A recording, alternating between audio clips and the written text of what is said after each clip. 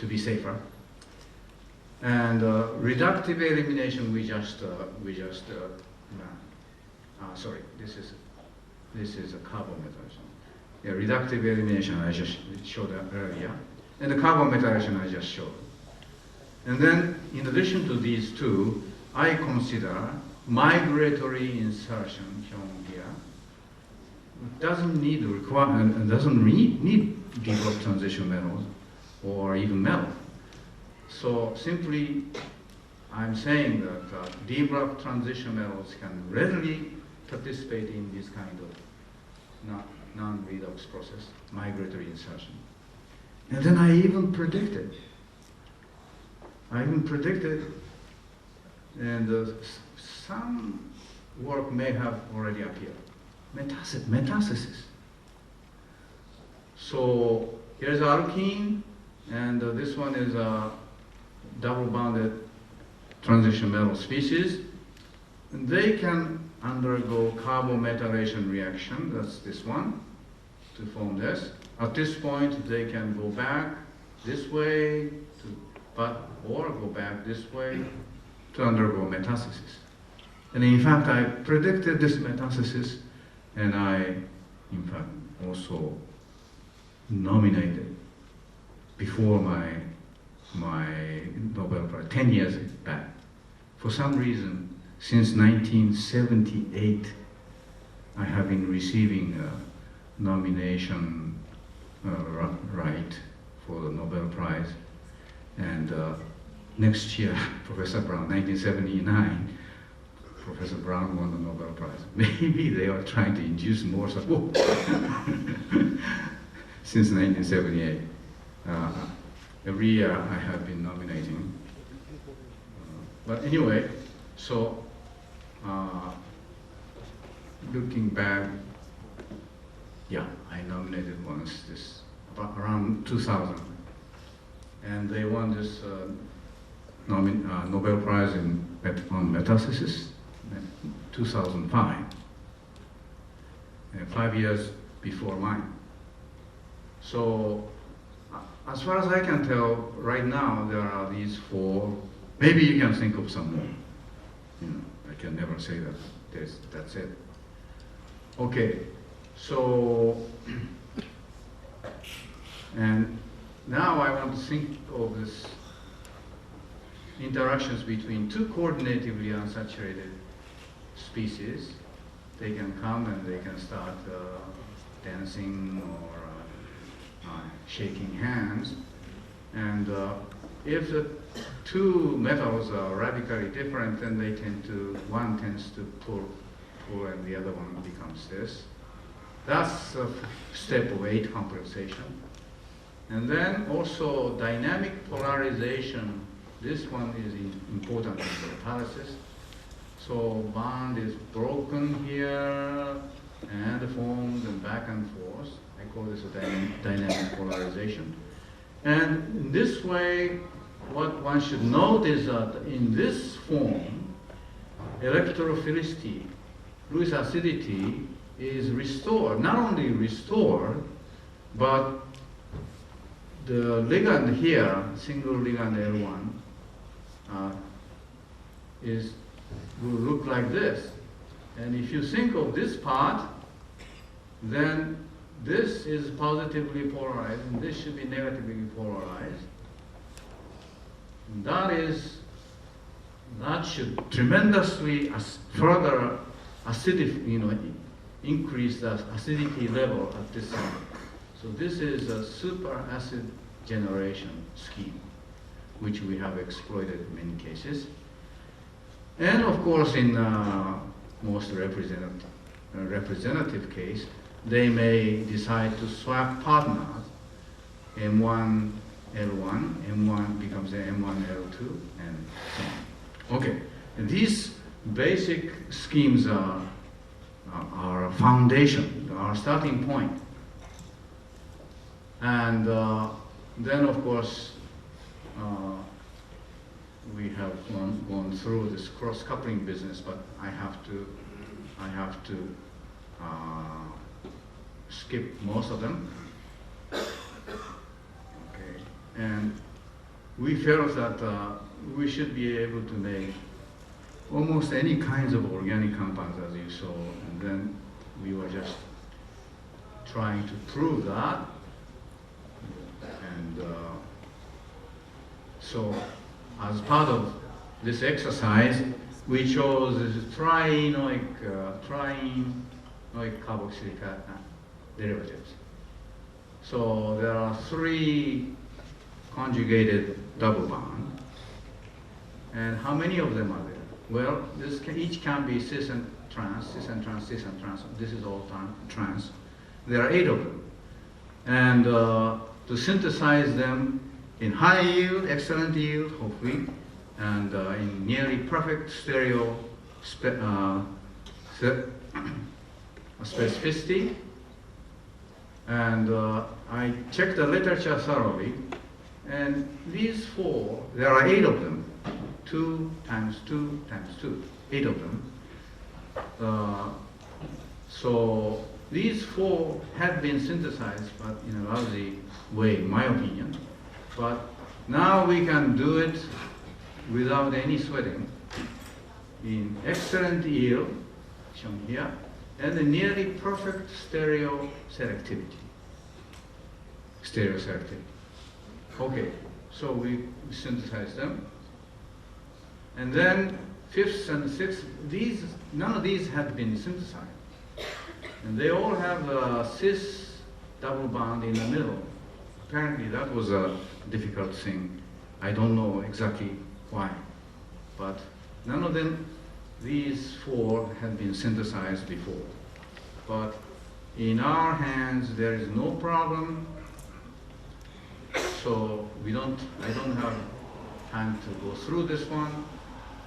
Excellent yield, nearly perfect stereo selectivity. Okay, the final 2, one of these came to me, we can't synthesize them, we can't synthesize these. So I asked, why? Why do you think so? Well, nobody has ever even touched it. Nothing was known. So I needed to tell her, that's why we do it. And so she did it, and no problem. Excellent yield and nearly perfect stereo selectivity. So this went the PNAS. Anyway, so now once we learn the trick, synthesis of CoQ10, I have never been able to persuade Kaneka, which monopolized the CoQ10 market. They invited me several times, but I have not been successful. Professor Noyori, his father, was Kaneka's first research director, and he had a fermentation-based method. Kaneka is in Kobe, small area, no space to build new laboratories or plants. And that's the reason. And they still produce 90+% of the world's supply of CoQ10, which I also take every day. But anyway, maybe future will change, I hope. And so far I have shown the synthesis of alkene and arene, and alkynes, unsaturated ones. But for the synthesis of these kinds of compounds, we need to go further. And I needed to discover a new reaction, which took me 17 long years. We call this affectionately ZACA reaction, ZACA. So zirconium-catalyzed Z, asymmetric A, carboalumination C of alkenes, ZACA. So if you forget most of my talk lecture contents, please remember this name, ZACA. Negishi was talking about ZACA. This is our unique one, but I was a polymer major, and I said in the Zr-catalyzed reaction, alkenes are linked together in a stereo-selective way. But Zr-catalyzed reaction is only dia-stereo-selective, relative stereochemistry. In ZACA reaction, we have to do it control with the chiral catalyst, so it's enantioselective. Okay, anyway, so ZACA reaction, and we have to stop. We don't want the elongation. We want to stop the reaction in one step, after one step action. Took me 17 long years to discover this. And a genius postdoc from St. Petersburg, Russia. And he won a science Olympia in his youth, and he was a gold medal. Gold medalist. Boy, he was super. But even he needed a few years. And after conceiving something like this, 17 years later, 1995, he discovered. So in my absence, so that's part that I cannot be very proud of. But anyway, so we can do this in very excellent way, and you can in situ, I don't need to tell you, further derivatize to get the kinds of products. And why did we need 17 years? Well, turned out that starting from this one, and with these reagents, they can undergo all kinds of reaction. So this is the one that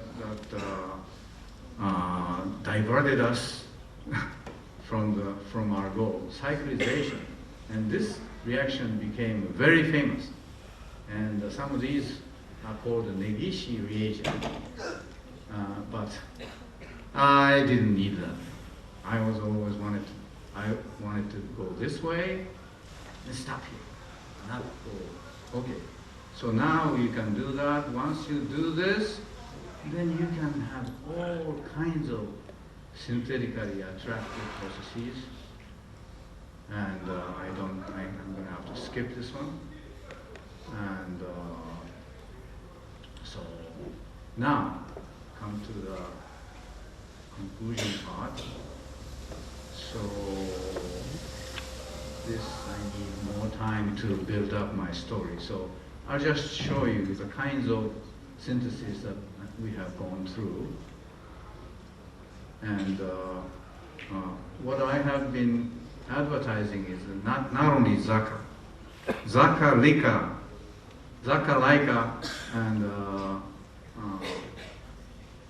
combination. LICA means lipase catalyzed acetylation. Right. Okay. So ZACA reaction, as good as it is, it's not perfect. So initial purity of the ZACA reaction, for instance, is something like this, as I have already told you. But with these heteroatoms nearby, the Japanese ancient technology of this lipase catalyzed, this is a sake making, byproduct of sake and miso making technology. So we use Amano PS, Amano AK, Amano company. So selling all kinds of lipase. And we like Amano PS or sometimes Amano AK. So using this lipase as a catalyst for acetylation, we can purify this as much as we like. So we stop after we go over 99%, and then use from the very beginning aryl alcohol that shown here, very reasonable. So we use this reaction very extensively. And this is probably the best way to synthesize these kinds of compounds. And now I show you how we can synthesize ZACA reaction, after iodinolysis, after ZACA reaction, put the R1 here, and then aluminum or metal here. Iodinolysis will give you iodide. And then this ZACA, like lipase catalyzed acetylation. You get this one. Very, very pure. As pure as you want. How pure you want? Well, we usually claim modestly equal to or better than 99% EE. That's pretty pure. But for the preparation of biologically important and medicinally important compounds, I consulted with the Shionogi, the friends, and is 5 nines okay? Well, he said, well, better be 6 nines, purity of 6 9. And if you can jack it up one more level, 7 9, he would say even a small toxic impurity may no longer be toxic because it's such minute quantity. So 7 nines apparently is a good level to shoot for, but we can easily in this way go up to 4 5 nines, but 6 nines. I mean, if you want it, we can do it, but because of time, we don't. We try not to do that. So there are collection of all these compounds, and so these are noteworthy because these are isotopomer. The difference between CH3 and CH2D, difference by isotope, one isotope. And so someone might say, oh, that's in a strategically short placed. Okay, we can bring it out from the chiral center. No problem. Same. Further down. No problem. Okay. So now I need to wind up.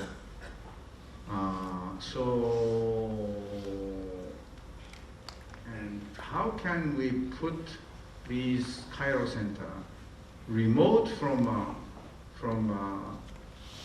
useful functional groups?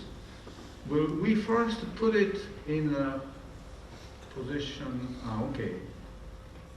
So we can, in many cases, we can do that in this way. Already, this position is remote,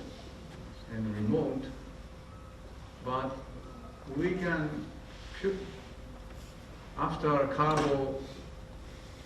carboalumination, that we oxidize, then this carbon is remote from here, this end, but only a beta from this side. So by taking advantage of its position, high E factor, we purify this, scrupulously purify. And then we put a halogen here, and then we convert this one to R2. Then this chiral center is remote from here, as remote as you want. Delta, epsilon, and so on and so forth. We have made all of those here by changing the number of n. Use may go down a little bit, but okay. So this one is a crude one, huh? Okay, and all these crude ones you can purify by using a lipase catalyzed acetylation. This is where lipase catalyzed acetylation comes in. So we summarized and published last year in PNRS. Now what else we do? So almost at will, we can purify, synthesize variety of chiral compounds where this critical chiral center is away from useful heteroatoms, but uniformly high EE. So I don't see any other methods other than nature helped ones. What nature does. And as you can see, these are isotopomers. They don't rotate any plane polarized line. So in all these cases, the rotation is not detectable.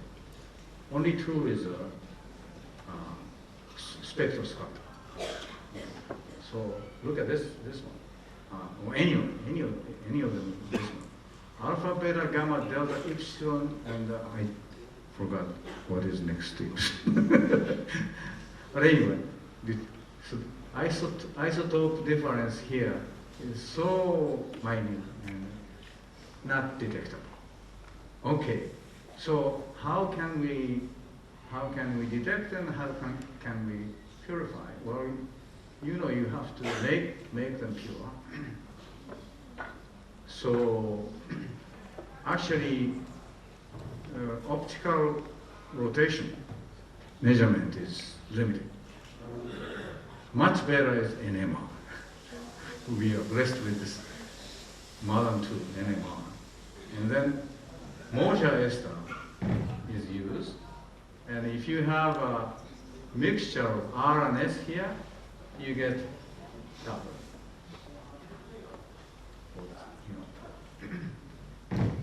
And now you see, we make a pure one. Look at this. I don't know about this thing. I think this is something, some other kinds of impurity. So there is nothing here, and nothing here. Proves that ours is optically, highly pure. But now in the last one, we had the chiral center in alpha, beta, gamma position. It's reasonably close. But can you put it further? Yes. Alpha, beta, gamma, delta, epsilon. In this position, there's a branching. So in this case, optical rotation measurement is useless. No